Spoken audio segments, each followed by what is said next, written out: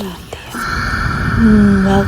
to the Frequency Ma podcast with Sheena Israel and Alyssa Ma. Frequency Ma is a sanctuary for the oracular and the ordinary. We explore the interwoven paths of mothering, embodied business and prosperity, self-creation and relationship, spiritual technologies like channeling and frequency keeping. Expect earth and insights to catalyze your quantum leaps. For the multidimensional, multi-passionates, all of you as well. Welcome. We are here with episode 8 of the Frequency Ma podcast, and we are here with Alexa Lessa, who is a truly multidimensional, multi-passionate. She is an MA, MS, a licensed acupuncturist. She is over the past 16 years, she's taught meditation to thousands of students all over the world and has held residencies at some of the most prestigious studios in New York City, including Alo Yoga Soho. I know you were at Rama as well for a bit. And in addition to being a serial entrepreneur, Alexa is a published poet. She is a children's book illustrator, an award-winning painter, recording artist. I love your album. I will definitely link that in the show notes. That's on my favorites. And also an aspiring furniture maker. I didn't know this about you, actually. Yeah, that's like I feel like my like inner spirit is just like a little old man who makes furniture. So that's the trajectory, that's the dream. I'm just, in the woods making furniture from wood and I don't know how to do that yet, but it feels right. I totally see you whittling away in the forest. Chairs specifically. I don't know why, but I just think they're beautiful. I think like woodworking is so beautiful. It's such an art. Yeah, there's something too with the chair that's like the functionality of it, but then you can create such unexpected forms of beauty in these like highly functional objects. That's really Yeah. Yeah. That's interesting because that's like I feel like that summarizes sort of the vibe. Like mm, there's like a functionality to everything I do, a practicality, but then like a whimsy and a nuance that sort of streams all of my creative projects together. yes. Yes, I love that. I want to say as well, like where else we can find you. But Alexa is also on IG as Chaos Girl Club, where she is like the mistress of memes. This is such a special page. Definitely follow along if you're not already. And Chaos Girl Club is also a meditation membership club that's designed specifically to help ADHD creatives break the cycle of burnout. So we'll get into that. And this is really kind of the theme that we're running with today. Um, I also forgot to mention too, you've been featured in Lola, Pop Sugar, and The Fullest. Very, very impressive. And I'm so happy you're here today. Thank you for being here. Thank you for inviting me. I was so excited when you reached out. So I feel super just grateful and lucky to be spending time with you. Oh, yeah, this is a long time coming. I know when we first, I had like delved into launching Frequency Ma in like 2021, something like this, and you were going to be the first guest. So I already have like artwork with you pre-made, and so it feels really full circle and really like the perfect time as well. I think one of the things that I have so appreciated about connecting with you, those many years ago, is witnessing your journey of entrepreneurship, specifically as an ADHD creative in the digital space. Also, I would say like a Gen creative, for the human design people who will resonate with everything that we're weaving with today. But that, one of the things that you do so fearlessly is you show up as this master of reinvention. Like you are completely unafraid to embrace the authentic frequency of you. And like I think I said earlier before we hit record, is like you will build these magnificent castles that I'm just like marveling at, and you'll be like, next, burn it down, it doesn't resonate. Like, and it's like swipe to the next. And it's just, it's so fascinating to witness you just hold so fiercely true to your own creative current. And, with all of your mastery in, Kundalini yoga and meditation and breath work, and yeah, just that like, inimitable creative spark that you weave into your work, your human design knowledge, you seem to have some codes that I want. Like, how do we exist in the world as manifesting generators, or other human design types, who are looking to bring our unique medicine into the world and perhaps are struggling with having too many ideas, what we say are too many ideas, and just feeling kind of overwhelmed by that creative current, and looking out to our lives and trying to understand, like, how do I actually manifest these things into real tangible medicine for others? Because um yeah, that's kind of the journey, right? Is we're all seeking to bring value through our unique spiritual gifts. And I personally can feel really overwhelmed by that. Like, how do I land these things? And so I'm curious, just kind of broadly, what are some of the greatest tools that you have found, that have helped you kind of ground these creative sparks that are running through? Well, meditation for sure. That, and it's something that's actually that really um I've understood in just the past 5 years the importance of it in my life. So, when I first started my yoga and meditation practice, I was in my early 20s, and I didn't really like understand what it was doing, because I don't think you can really understand that until you've spent time with a practice. Um, so, when I had my son in 2019, and like the world shut down and my life kind of just got really different, I stopped my practice. And it wasn't until I came back to it that I really understood, like, holy shit, this is the thing that made me able to take idea and manifest it into the physical reality. Like, there's nothing else that has helped me more. Um, take the creativity and channel it into like the physical, tangible, and the practical.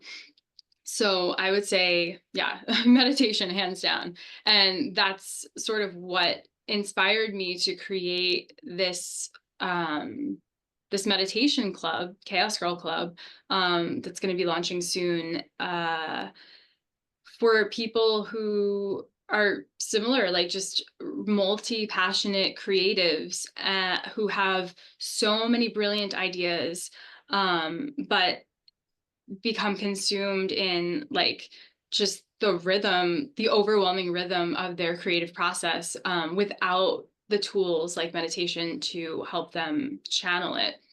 So, yeah, like it's, and it's really also too about the daily practice. Like that's one thing I do want to say. Like, you can meditate and like take a class or like do it once a week or whatever, but like the daily practice, like I think back to this period of time where like I literally didn't miss a day in 5 years. Like I woke up every single day and like did, I feel like almost the same practice for 5 years straight. And there's something that really happens when you do that. And I think when you're a highly creative person, and the world doesn't necessarily understand the way your brain works and your vision and how you view the world, you can sort of like lose trust with yourself and lose trust with your process. So when you wake up every day and you're like, I'm doing this one thing, you start to create like a really profound sense of unshakable self-trust. And I think that is the key to really um excelling as a creative and like birthing your legacy in this lifetime.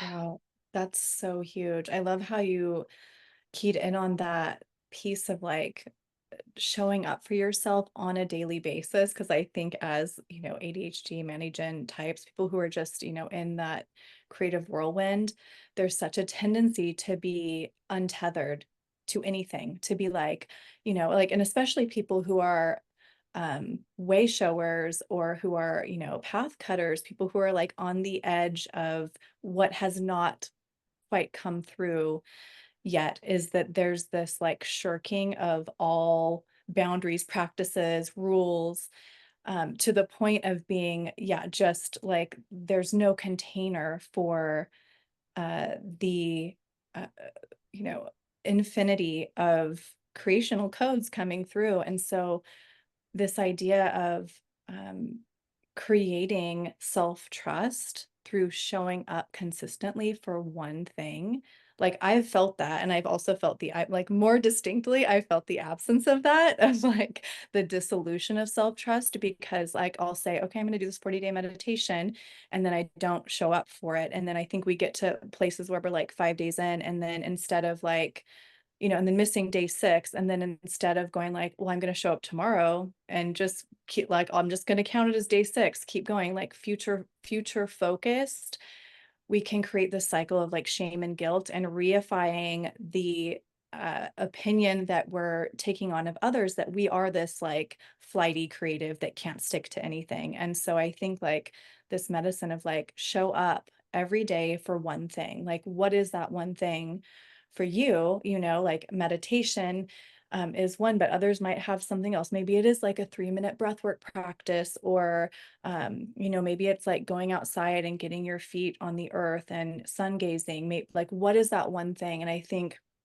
for me, that's always been prohibitive in like starting a new practice, is that I'm like, it has to be a 90-minute, Mysore style Ashtanga at 5 a.m. And it's like, no, it can be like just, start small. If I'm not doing anything, if I'm in one of those modes where I haven't done anything for months, like start slow and like integrate one habit, which could like for me is like go outside, just have the sun be the first light that you see.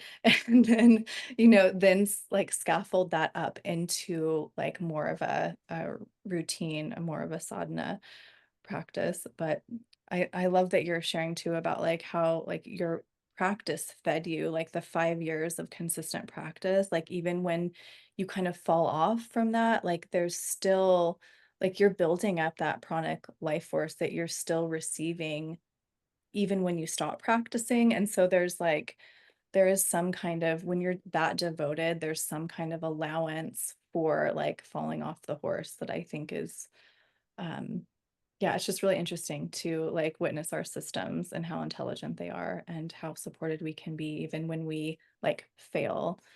And so, um, yeah, I would love to hear you speak like more into like your specific type of meditation, because I know like you've taught different forms of yoga. I know Kundalini was a big part of your life at one point. Like, what sorts of breathwork practices and yogic practices or meditation practices are you weaving with now? Like, what is your Yeah, primary? I mean, I go back to Kundalini is my home. Like it really is. It's and when I, like when I take myself out of sort of like the mysticism of it, it's really just a somatic release practice. How do you release stuck emotions? Like movement, sound, and breath.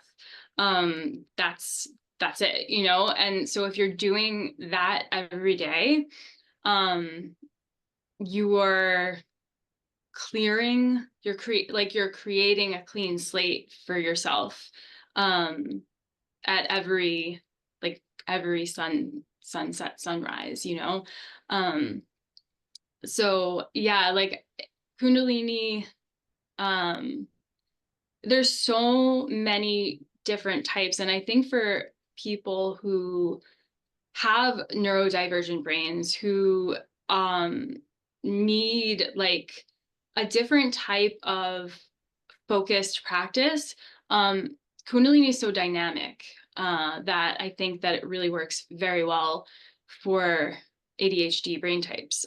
It's, there's nothing static about these Yeah. meditations.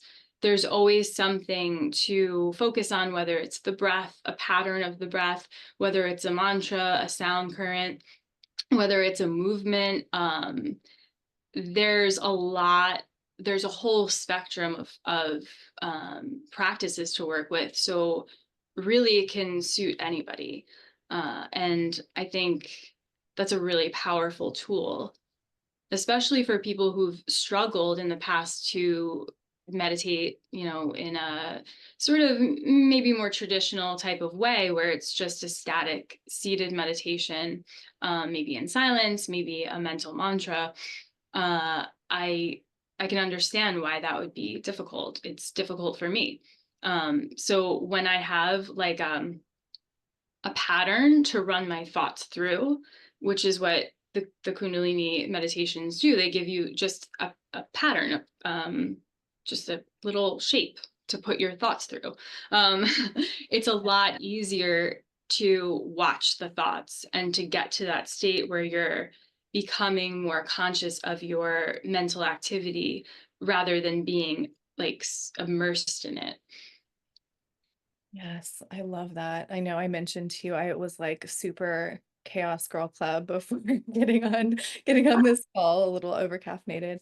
And so I did 3 minutes of Sat Kriya and was like, just I need to pull everything inward. And like this experience of having a mantra, like to replace what you are vibrating chaotically, to like draw it inward and to vibrate a specific sound current is just, it's so incredibly grounding. And I think I read recently that, I mean, this is something we instinctively do. We're like humming, like I think a lot of people who are neurodivergent or who are, highly sensitive um, do this. Like we're using our bodies to tune, and we're sounding intuitively to regulate our frequency.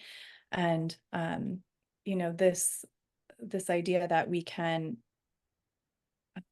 kind of still the immensity of thought forms that are running through our brains through just humming, like humming anything. It's like you can't really hold a specific thought form when you're humming. It just kind of like clears out the mind. And it's like, yeah, it's like I can't think of anything more soothing to a system that is overstimulated than like this like instant ability to just like clear the field.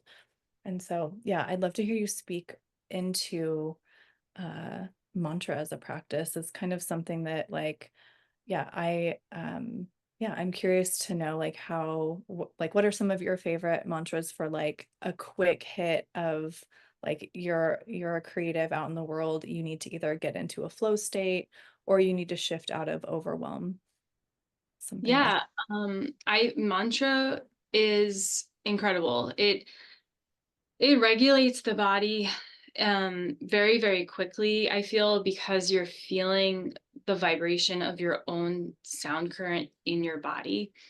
So it's a very fast and easy way of self-regulating.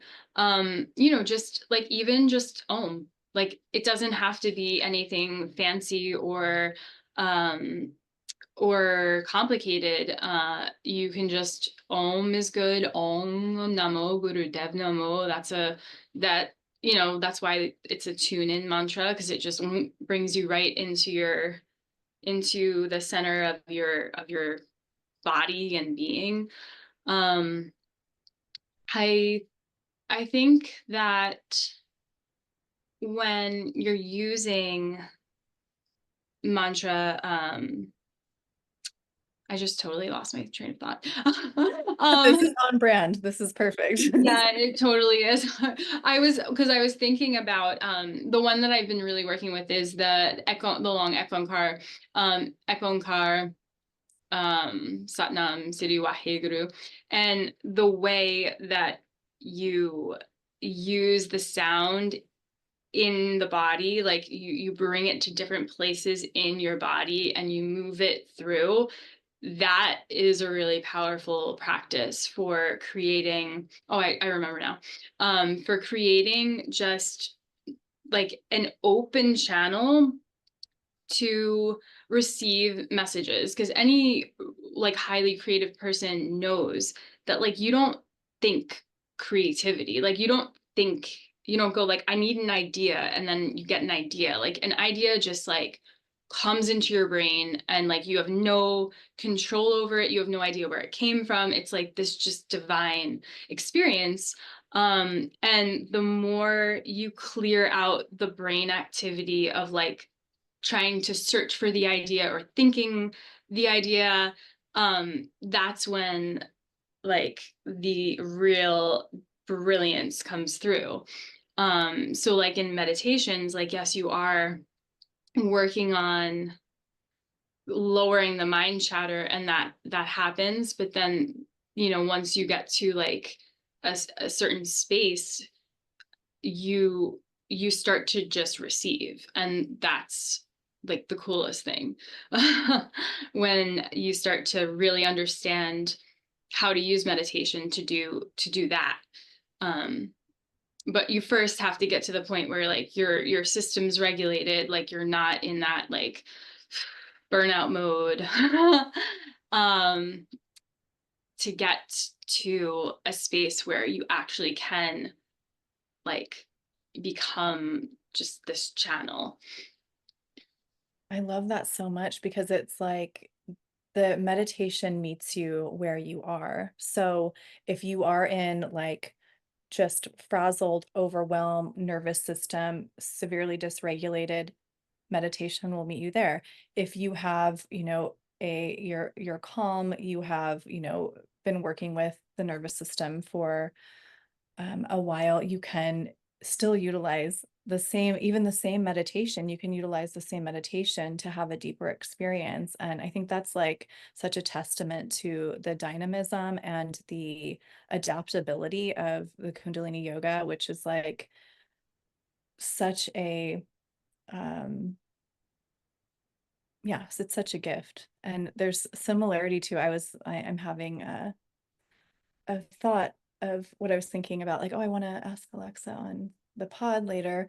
But I was thinking about like, okay, in, Kundalini yoga, you have this like, everything works on a diagonal. So you're taking like, and you can speak to this better than I can, but the science of diagonals. And I was thinking about that in relation to like meme medicine and like your digital presence um, is it's disruptive in a very like regulating way. Like your memes are so comforting. There's like, so it feels like to me, like memes live in this territory that is like your brain cannot yes or no it. It's like the same space that humor lives in, where it's like we can't quite locate ourselves. And so we're in this like kind of unlocatable out of time space where we can meet aspects of ourselves that are potentially cringe and meet them with like this current of love and self-acceptance and humor and kind of like,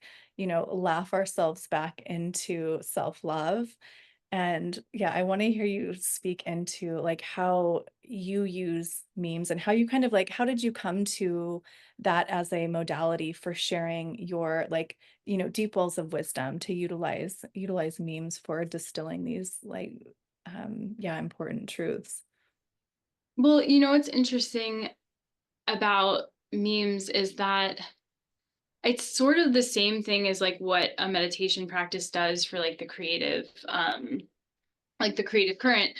It's I like there's like a format and there's a process, and once you figure out like your process. And, you know, it's like a lot of like looking around and seeing what's happening, like what's current, what's going on, like what people are, um I guess, responding to, and like how you're responding to, you know, just certain like turns of phrase and certain ways of putting ideas together, like in just a short, almost like aphorism. um I think there's something really cool about the like the structure of it. um and I found like a lot of freedom in using a structure. And that's like, it's so funny because for like my whole life that was very much like, there was no, like, I didn't want to be like boxed in, like there's just, I really resisted the idea of having any structure put in place at all. But as I've gotten older, as I've sort of reflected on the value of having like a practice to rely on, or just certain containers in place in my life, to like for a home for the chaos. um it's really been, it's like liberating to just not have to think about the container. And that's like a very, um you know, it's like the dynamic between masculine and feminine. Like they're, the masculine whole energetic holds the space, and then the feminine energetic fills the space and flows in the space. So like there's the tighter you can make the containers in your life, um you know, and like self-imposed containers, the more creative freedom you'll have and the more productivity you'll have. So you won't just be like spitting ideas, but like the ideas will like land into, you know, physical form. And that's manifestation. Yes. Oh, I love that. I think that's something that, yeah, I've personally fought for, yeah, my whole life is the, that all equating structure with uh, being enslaved rather than equating structure with liberation and freedom. So making that direct connection between like the tighter you can make your container, the more creative freedom you will have is like such a key. And yeah, it's a practice for sure. But I love the like how you're reflecting on your practice of meme making as this like it's something that you show up for and it's consistent. And then within that formula of like searching for image, like sourcing this synthesizing the collective sentiment and your own system for what's resonant. You like all in the midst of all of that, it's like you on a computer look for image, like you can distill a kind of formula. And so I think like I want to invite people into like show up for your bad work, like show up for your formula and like yeah, churn out like a bad image with a bad caption and like just keep going because what you're doing is like giving yourself these codes of like okay, this is like I show up A, then I do B, then I do C, and you have a little bit of linearity. But then once you kind of like create that pathway, then within that, there's like, just this, infinite amount of ways in which you can create within that. Like, creativity does love limitation. Creativity thrives with a limitation and yeah, not resisting limitations is like, yeah, it's a lifelong journey for me, And then for I sure. feel like, yeah, oh, definitely. But I feel like too, like within that container, like you can be a little more even subversive. Like, and that's kind of like, that's the vibe of like a meme that like, it's true. It's got to be true. It's got to be a little bit like, it's got to kind of like go into your heart a little in like a way where you're like, oh, I do that, or I am that, or sometimes it's this or sometimes it's that. Or there's also, you know, just like taking something and pushing it into a totally different direction that like it's like you want people to be mad by what you're saying. Like you want the polarity. Like the polarity is like the practice in I think a successful meme that you would create, like something that goes viral, for example. Yeah. um it goes viral because people have a visceral response to it. And I think that also comes down to like just with whatever you say and whatever you do, um being unapologetic with your, like, with your process, with your product, with your practice, um and coming back into that sense of self-trust, like, all right, this is, I said what I said, you know. Oh, I love that. Um, yeah, I think, you kind of edging into you do run a meme page, but you're also a business owner and you're also like very adept at creating magnetic offers in a digital space. And so I'd love to invite you into sharing on that. Like, what is your process for creating a magnetic offer that really does cut through the noise and, create this invitation into authenticity? Yeah, well, I feel like when you're creating, like there's, like the art and content are different. Like, one, so when you are creating content, your content is not for you, it's for the people that you're serving. So I think in order to create something that's a magnetic offer, you have to really have your finger on the pulse of like what, like how you can serve people and what they need from you that you can give them. And taking yourself kind of out of the equation, or like what you want to do out of the equation, um I think is key to putting forth an offer that people really desire. Um, because if you can, I mean, any offer takes them on a transformational journey from like where they are to where they want to be. And you can't give them that journey if you don't know where they're starting and you don't know where they want to be. So Yeah. I think there's like a deep listening that comes through when you're, especially if you're in like the service space, or the wellness space. There's you you need to really deeply listen to what people are saying. And I think there's a lot of, you can get real understanding through memes, actually. It's a very interesting way of looking at what people's condition is, what people relate to, how people are feeling, what they're complaining about, what they're excited about, what they desire. It's all there. And if you're able to distill that information into usable form for you, and then create an offer based on your scope of practice and your expertise for a specific population of people, it's like that's magnetic. That's, Yeah. yeah. That's such a huge key there. I feel like when I'm, viewing the kind of new age business space or like the wellness space, generally, there's a lot of language around authenticity. And I've specifically used that word, just kind of it's been flowing through. And it's something that I think is a little bit nebulous.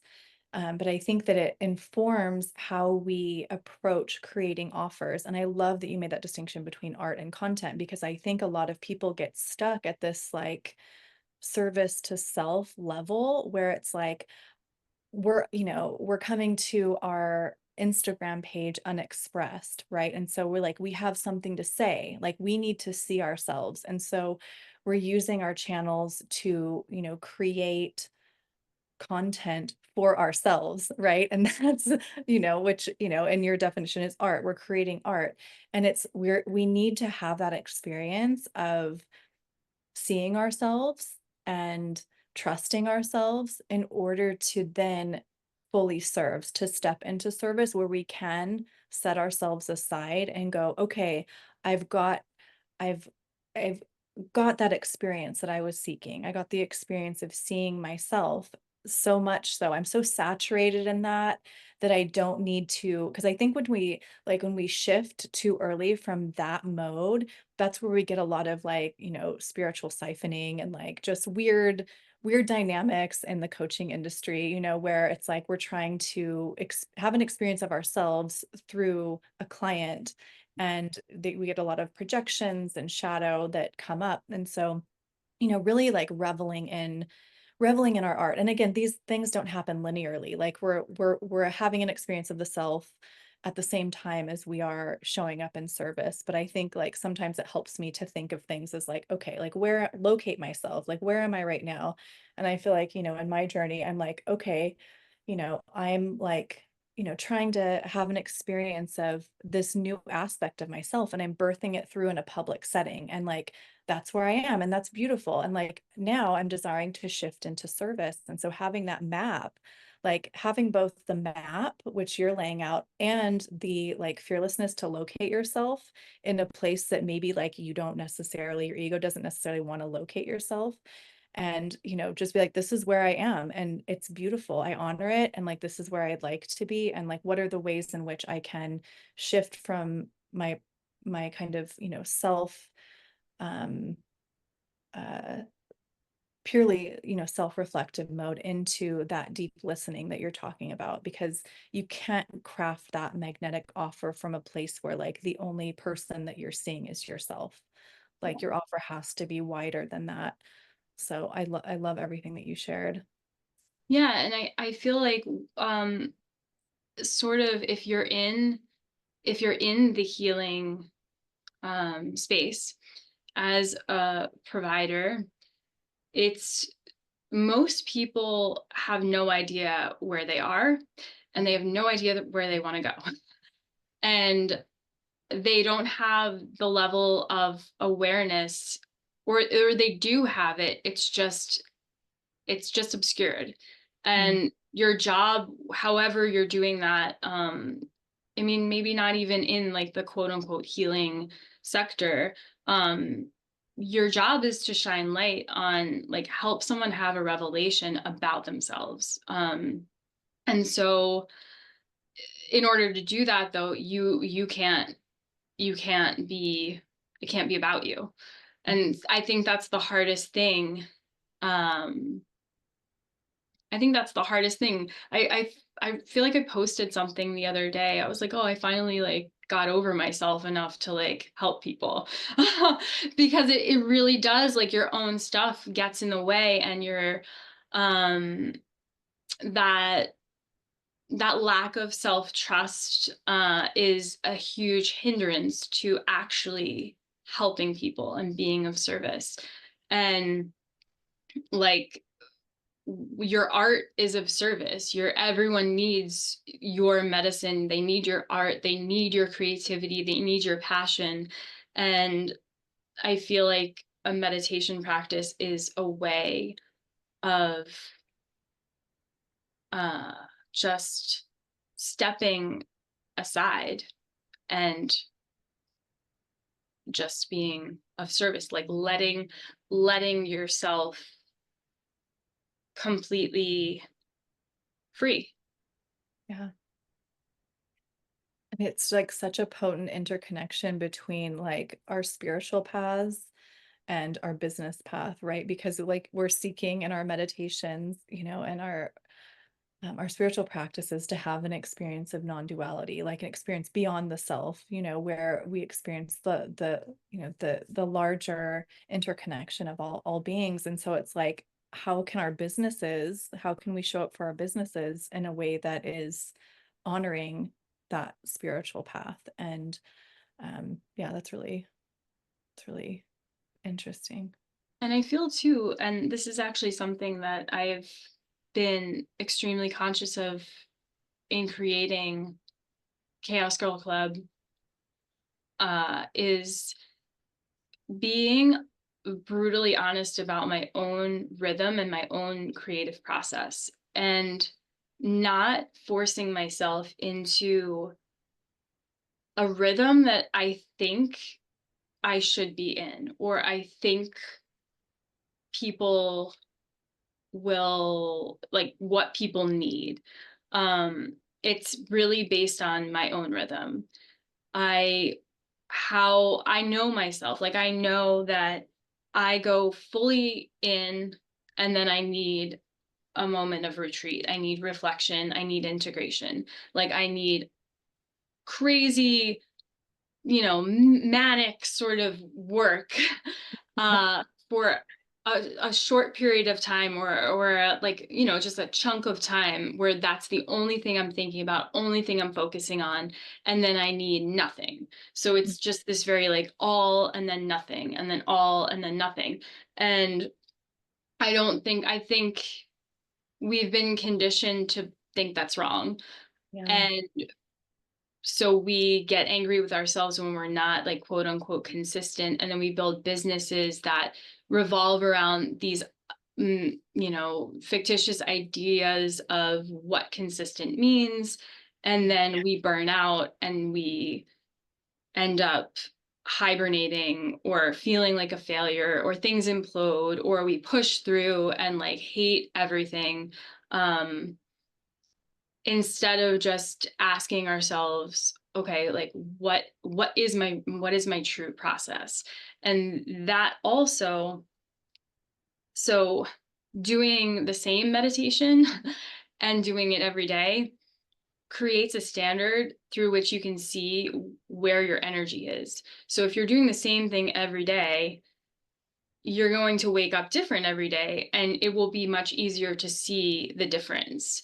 And in that sense, you'll be able to even more understand your own creative process, your own energy flow, your own emotional fluctuations, and embrace it instead of resisting and trying to continually change ourselves. Um, and I think that is also a really important part of being a creative entrepreneur in the digital space in this time and place that we're in.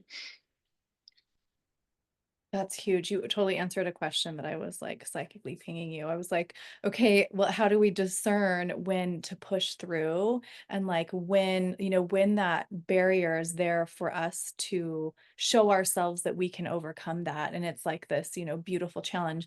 Or where is it just like, I'm a no to posting 3 times a day on Instagram? Like, I'm just a no to that. Am I a no to that because like I don't want to do a hard thing, because that's I don't want to do hard things. My human self is like, no, if it's hard, I don't want to do it. But then, my soul path, when I'm connected in deeper, like I'm connected to the higher self, I'm connected to that like collective, that like that part of me that is like so deeply desires to be in service and is holding that larger vision.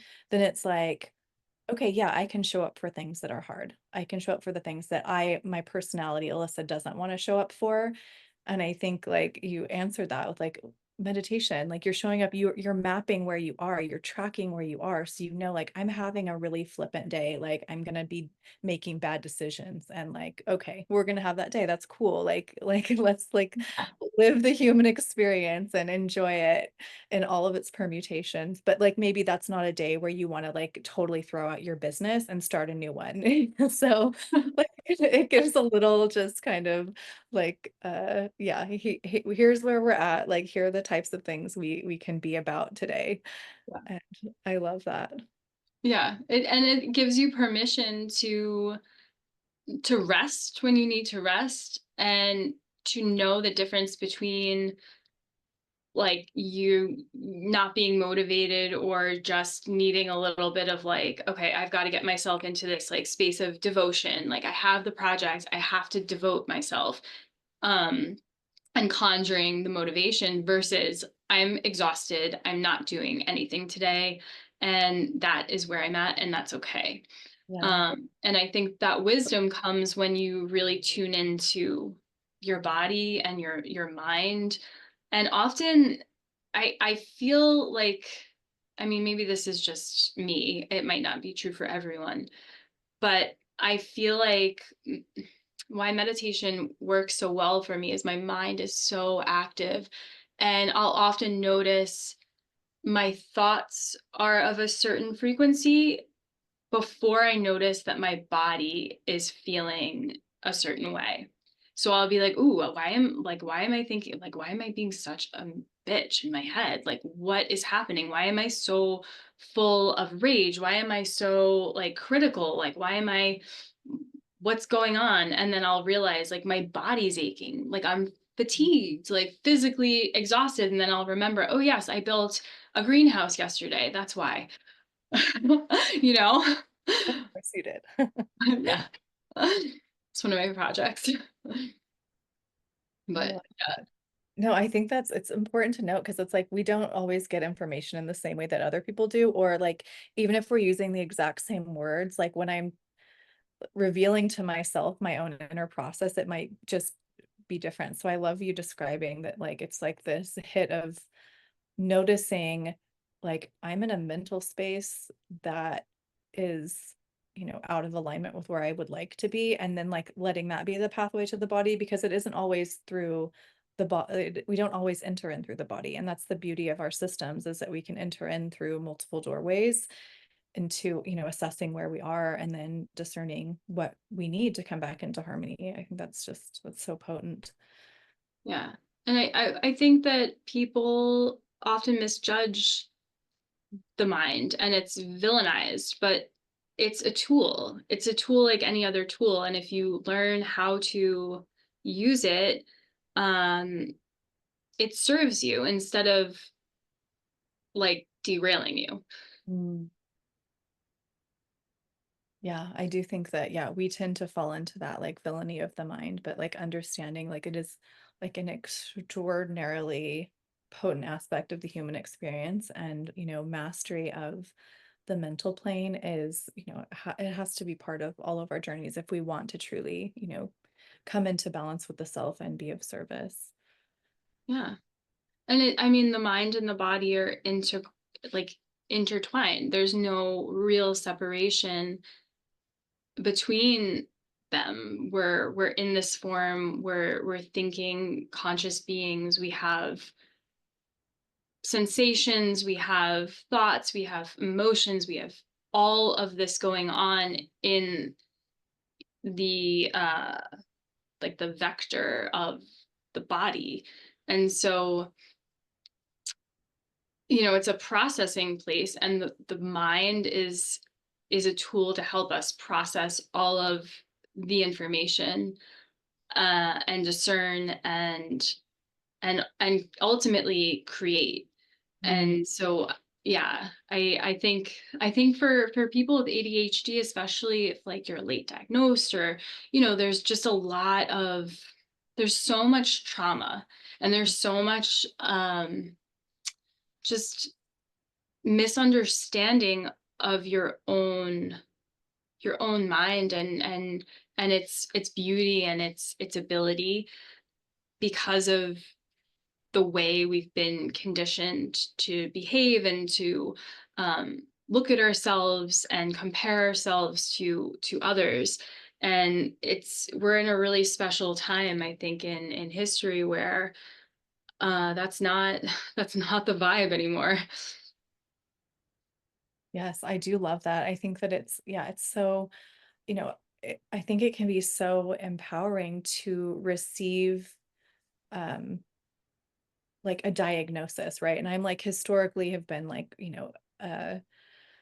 against labels of all sorts. And this is another dogma, right? This is another dogma of like, oh no, I take on no labels. But when we're in a space of true sovereignty, we can take things on like a diagnosis of being neurodivergent or having ADHD and like mindfully use that. And like it's a tool for calibration. Like I want to hear you speak into it, but I don't want to just keep droning on. But I love the idea that we can like trust ourselves to not become uh severely limited by any label. And this is like, you know, whether it's ADHD or my being a woman or my being a mother or my being a yogi or whatever like label I cling to, like part of my spiritual project is to identify less and less with labels.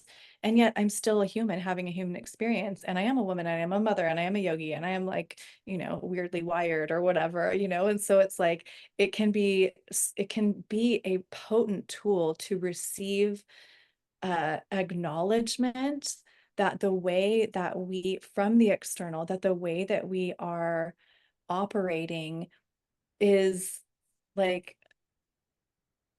connected to something that has not been kind of fully instantiated. And so like we're in this like, you know, so you know, people who are neurodivergent or ADHD are kind of in like, I view and or even like, you know, on the spectrum, right? Like ADHD is like what the far end of the autism spectrum. So like wherever you lay on that spectrum, like this is just like, you know, a frontier of like developing higher sensory capacity and like recognizing the human system as being so incredibly diverse that we don't even understand how it functions. And so like finding yourself in that sphere and going like, oh, okay, I am differently abled. Like I am able to access realms of experiencing that other people really are not accessing. And so it's like, oh, okay. Like, and like you can kind of like, you know, reframe like your past experience of being like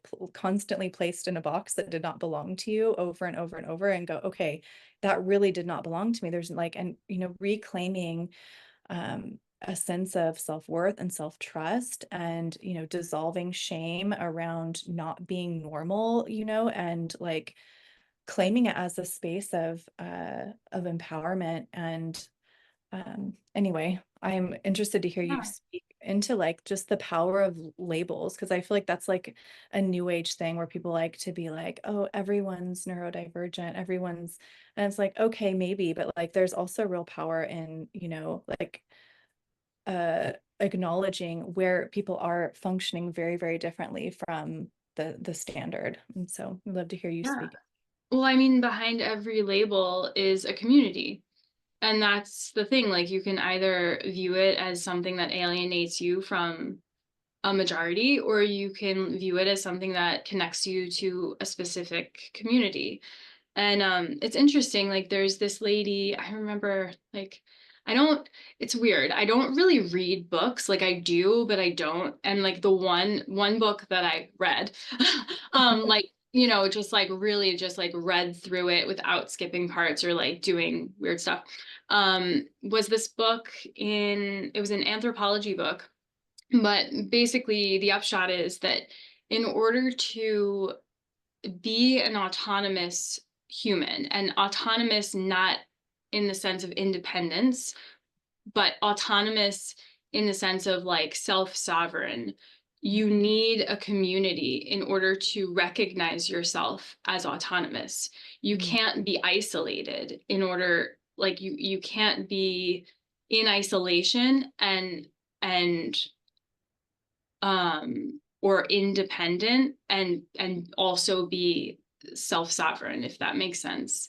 We're social creatures, we're community-based creatures as humans. And I think, yeah, like labels can bring us closer to community, and then because we're more connected to a community that we feel held and seen and heard by, we can evolve into these really beautiful, autonomous, sorry about that, self-sovereign beings. Um, yeah. yeah, I love that. Speaking into that real need for community, because I think that that's that's critical. We tend to collapse into this, like this or that. Like it's like either I am sovereign, and then we yeah, especially again in like kind of new age rhetoric is like we tend to collapse sovereignty itself into this kind of like um outside, it's either like a dogmatic um like litany of different belief systems, which I remember you did a post in like 2021 or something when everyone was like, you know, like hyper, like go, everyone was going to move off grid and everyone was going to like, you know, have home births and like free births. And you're like, I don't want a home birth. Like you're like, I want to give birth in a beautiful birthing center that honors like organic birth. And like it was, you said it very much more eloquently than I'm uh, reciting it now, but like it was just, it was such a refreshing perspective because it really got at the heart of it. Like we actually, what we actually want is to be in communities that are authentic to us, you know, that have uh, you know, inbuilt structures that support our authentic expression and where we can be of service, where our gifts can find a landing place, you know, where there are people who desire the exact things that we are, you know, coming to the fore to share. And I just I loved that where you're like, I don't actually want any of these things. I don't want to live off grid. I want Yeah. to like I want to completely re-envision our societal systems and like have that real deep intimacy of connection that communities of yeah, communities that have been re-envisioned to support the harmonic human are able to offer. And so I think we're really in that space of like, what does that look like? How do we create that? And I think we're doing it. We're all doing it by showing up and doing our best. But yeah, Yeah. do you have any riffs on that? Yeah, I was just gonna say that I think being I think it's very difficult to be true to your creative process without community. And I feel like people who've struggled to like, you know, essentially birth their legacy. Like there's something inside and they need it to come out, but every time they try to produce this, you know, art or whatever it is that they feel needs to come from them, they can't. There's like there's a block or there's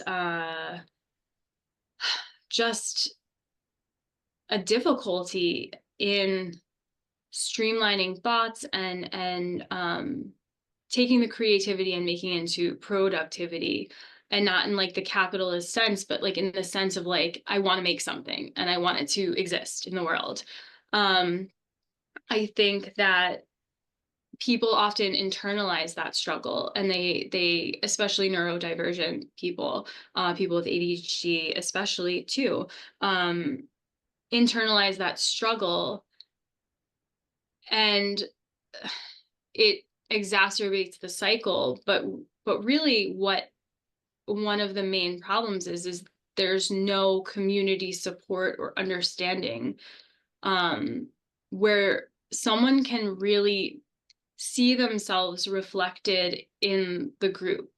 Like if you're constantly put in groups of people who make you feel alienated from yourself, from them, you start to essentially break trust with yourself and lose touch with what's going on inside. And so it's no surprise that you can't give birth to the project that's like needs to flow through you. And there's a support, there's a level of support that every human needs in order to fulfill their, I don't want to say purpose or potential, but like their passion, like what lights up their soul. And yeah, I think community is a big part of why it's so challenging. We have these creative challenges, but I feel that more and more people are understanding themselves and realizing, like we were saying before, the label is not a way of alienating. It's a gateway to a community of people who will understand you, and because they understand you, you'll feel lighter and freer and liberated to just express. Yes. I just kept hearing, yeah, label is a doorway to a resonant community. And then you just said gateway. And it's like, I just have this vision of like, okay, these labels are connector portals. It's like we can enter into, find our resonant communities because we need that feedback. And humanity is so incredibly diverse that there is something that's happening right now on planet Earth where we are like, we're trying to find our tribe, right? And so, like, how do we do that? There has to be a narrowing. And so, a label is an easy way to categorize resonant interests. And so, you're like, and we're entering in through these labels into communities of resonance because, yeah, we're getting feedback regardless of what community we're in. And if we're in non-resonant communities, yeah, like you said, we're going to start to internalize, like, oh, I'm wrong. And it's because you're in a community that is not resonating with your true templating. And so when you're able to, unfurl yourself in a resonant community, then you start getting feedback to that like heart center where you're like, oh, all these things that I thought were like, just, I thought were amazing. And then I shared them and they fell flat. And it's like, oh no, there are people who are so deeply desiring to hear these, things that are on my heart. And it's a gift to the gift is reciprocal and it is effortlessly so. And so I love just being in the realm of contemplation about like how we are creating these communities through like sharing a meme, for instance. Yeah, that's actually, I just thought of a meme that I made. I was like, this is not a meme page, it's an intentional community. And I Oh, feel like that I didn't know it at the time, but now I'm realizing more and more that one of the one of the pillars of Chaos Girl Club is this community connection. And it's very important to me, as I launch this membership, and I'm like, I've been looking through, platform after platform, like trying to figure out like what's the best way to promote conversations, collaborations, like actual like community vibes, and not just like in a fake kind of way where um I mean, I don't want to say fake, but like in a way that's surface.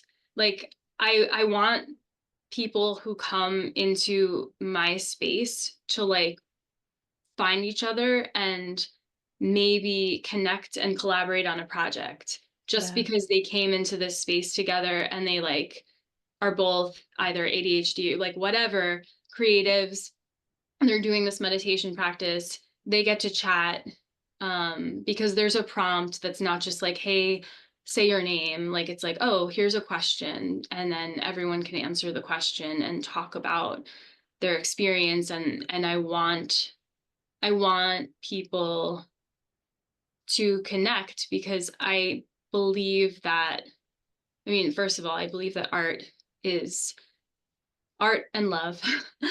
It's the point of life. Like creation is what we are here to do on all fronts, like all facets of our being. We are just inherently creative beings. And the deeper you can unlock that, the happier you'll be, the happier the people you meet will be, because you'll pass it on. And um yeah, that's like the vision. Sorry, that was like kind of a tangent, but I love that so much because it was like at the start, I was like, I need to ask her about like what are the pillars of Chaos Girl Club? And you actually said that word because like one of the things that I like adore so much about your page is that it seems to me that like one of your pillars is like that you recognize and honor like the supremacy of like the teenage girl who is like, no matter what your childhood was, but like the teenage self who is like, was never told no to that inner instinct that like vital, unburdened, fully expressed, like youthful, like fucking funny self. Like I'm thinking of my daughter who's 8, who is just like, she's really loud. She's loud. She's constantly like singing and like making weird, ugly noises. And then she's like skating down the hallway. And it's just like and then she'll shift. She's just constantly shifting from one impulse to the next. And she's embodying it fully. And it's like, if all of us were in touch with that aspect of self, like then this vision of, communal harmony would be realized. And I think that like you bring that through in memes because you're honoring that part of ourself that's like a little bit bratty and a little bit bitchy and a little like, Yeah. and there's like it gives me life to be on your page and to just have that part of me seen and recognized, and not even just seen and recognized, but also like enthroned and like, and not to the point at which other aspects of self are not allowed, to come play, but it's like it just feels like, yeah, I definitely want my like teenage girl self to have this, special recognition, because I think like teenage girls, like, I mean, it's the height of culture right there. And I mean, you, truly, like it really is. And there's like something, yeah, like there's like an attitude, like I feel like on my page. And it's funny because I taught yoga for so many years and I was like in these spaces where I always felt like I had to be kind of a certain way. And I was, and I did it. And I was always like, I don't know, this feels weird. Like, but then when I was with, like my students who like came all the time, or I just, the people, my people, I, I I always felt just so much more me.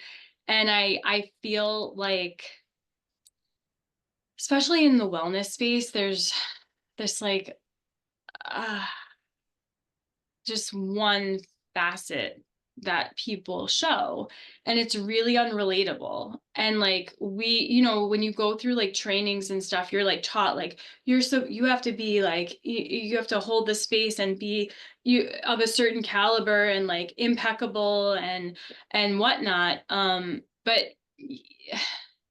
I find now that we've exited the age of the guru, like people can just be their fucking weird selves and like show up. And I was like very conscious not to curse because like I don't know, like I sometimes it flies out. Um, but like people, I think if you're going to be a leader, you have to just show up and be a human.